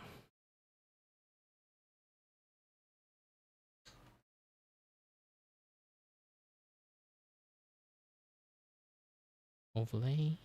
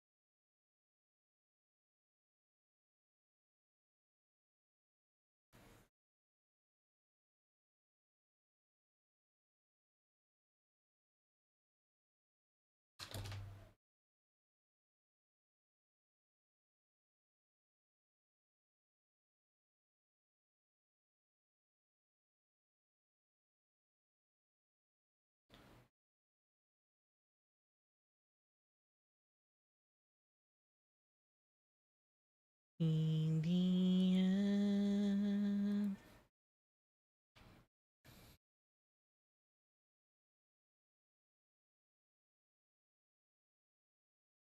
Okay, less bright the face now.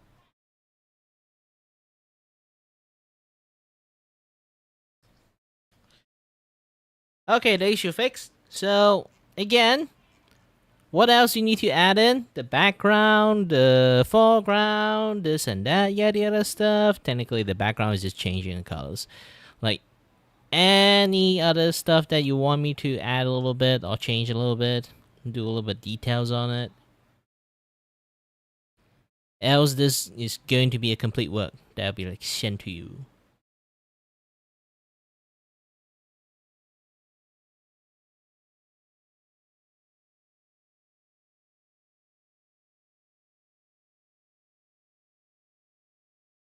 Alrighty then.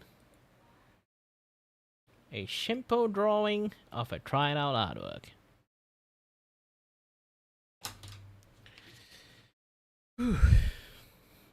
Ouch, my back. It's really hurting. Oh, pulling like that is much better.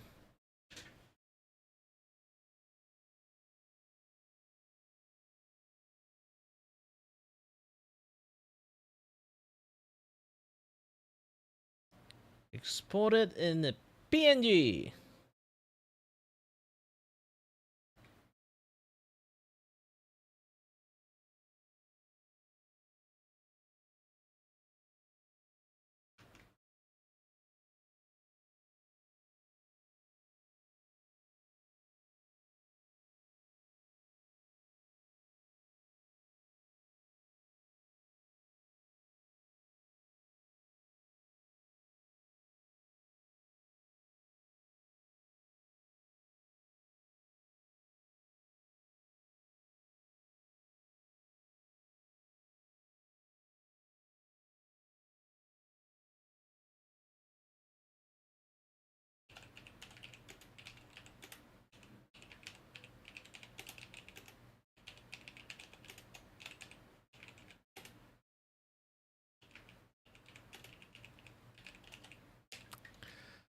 Whew. Ouch, my back.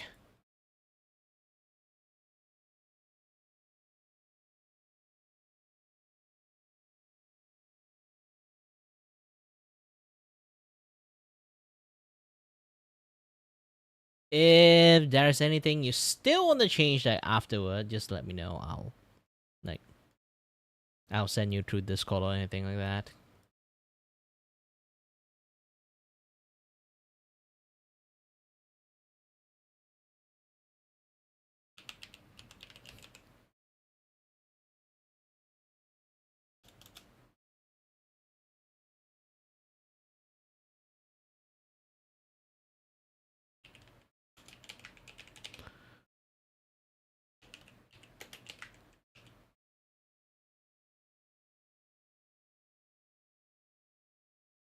Publish.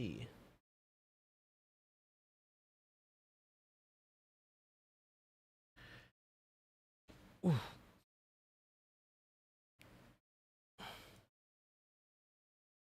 Man, today my back is really killing me.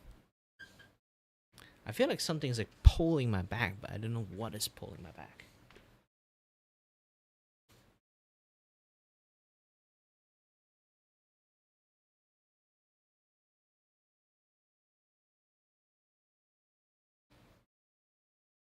Making my hand a little bit numb. Who knows? Maybe I'm having a heart attack.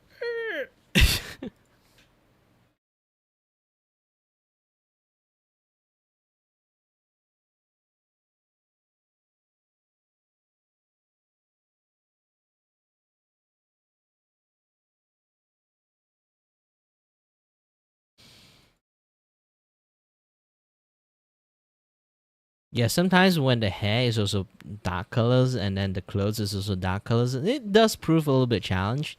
But there's always the dual spectrum of dark that most people can play with. Dark blue and dark red. Not lots of people actually will notice the difference that much.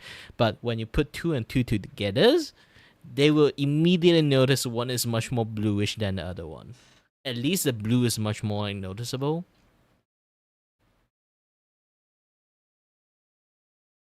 Do you know like this kind of like glasses actually does exist? They literally do not have a frame. They have like this thing like clamp onto your nose. Not a lot of people actually can wear this kind of like glasses. Just a few people can with like very prominent nose and stuff. Technically, I do have a very prominent nose too, which I usually don't take off my glasses. Every single time I take off my glasses, like shock the shit out of people. I actually have big eyes.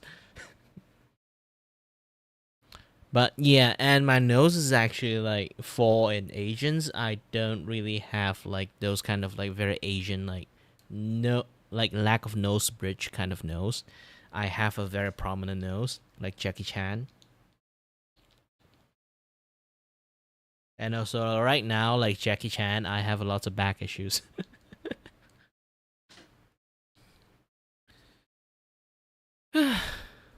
Yep.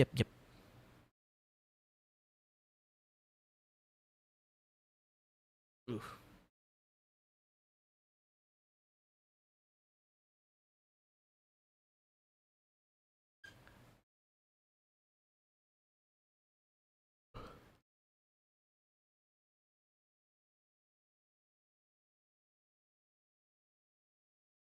Every day watching my body degrading so fast.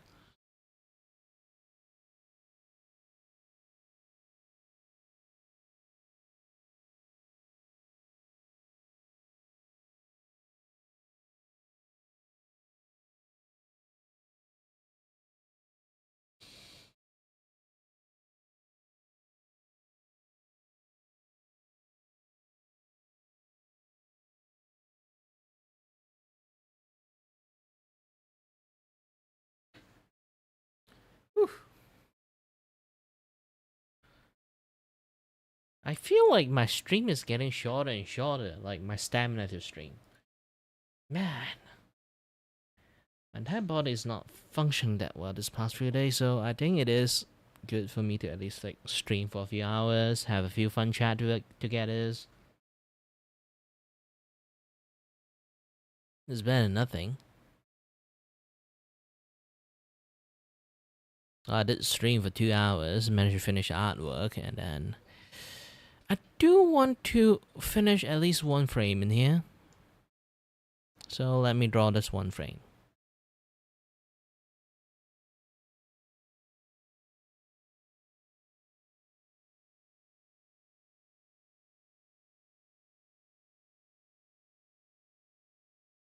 And fix the rest of the frame stuff too.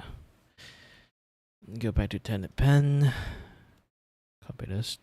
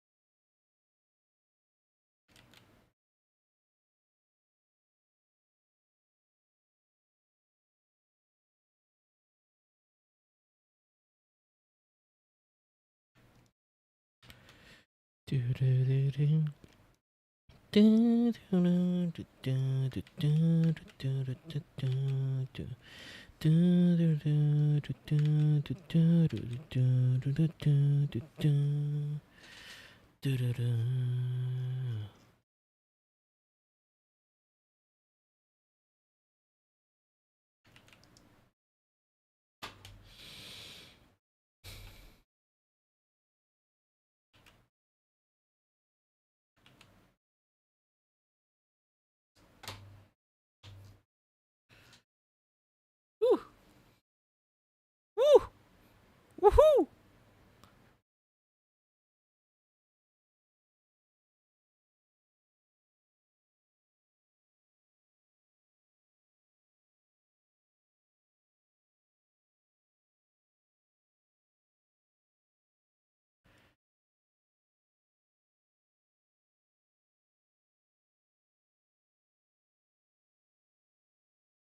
Hmm.